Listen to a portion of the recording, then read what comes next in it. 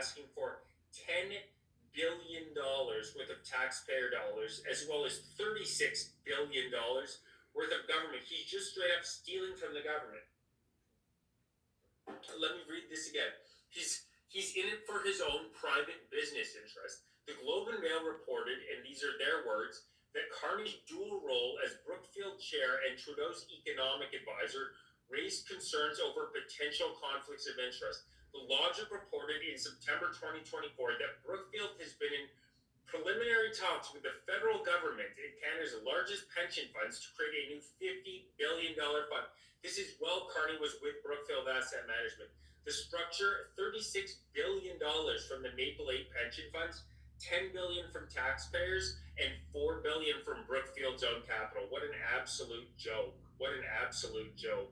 Good God. And just a reminder, guys, if you're new here, make sure you're subscribed to the channel. Subscribe to Fight for Canada. Really appreciate everybody who subscribes. We're fighting these commies every day. And if you'd like to support the channel, support the Deportation Accountability Act, you can send in a super chat. I really appreciate everybody who supports.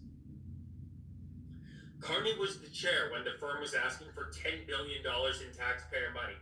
Carney was simultaneously advising the Prime Minister on economic policy.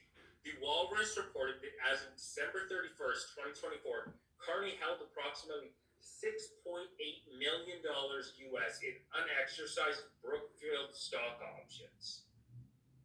If you or I sat on the board of a company, advised the government on economic policy, and that same company then pitched the government on $10 billion in public money, what would happen to us? What would a real ethics commissioner actually say in a situation like that?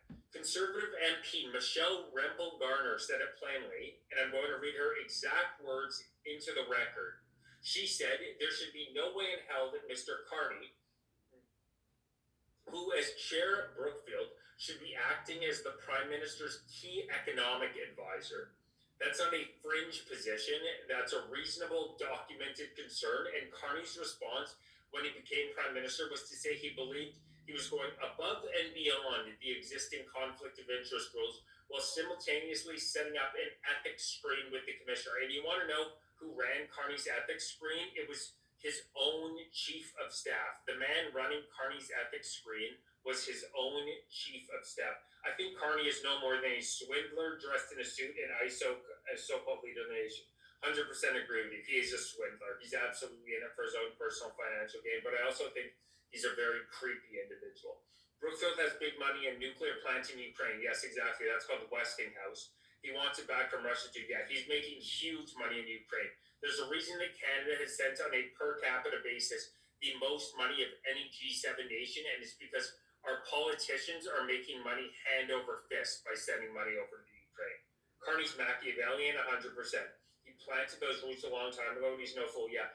No, Carney has been building up to this for a very long period of time. There's absolutely no doubt that he has been incredibly strategic in the way that he has gone about this. Carney and his carnival of corruption planned to pillage in Canada years ago. Totally agree. Totally agree with you. So everything that I told you, there's nothing conspiratorial about it. None of it is speculation. Every single fact I have given you, Goldman Sachs, Bank of England, Brookfield, GFANZ, $50 billion fund, the stock options, is documented in public records. None of this is speculation. Parliamentary briefings, press releases, and reporting from the Globe and Mail, the Logic, the Walrus, and the CBC. I'm connecting the dots the mainstream media have been remarkably incurious about. They will spend a week analyzing Pierre Poilievre's tone of voice. They will not spend an afternoon asking what it means that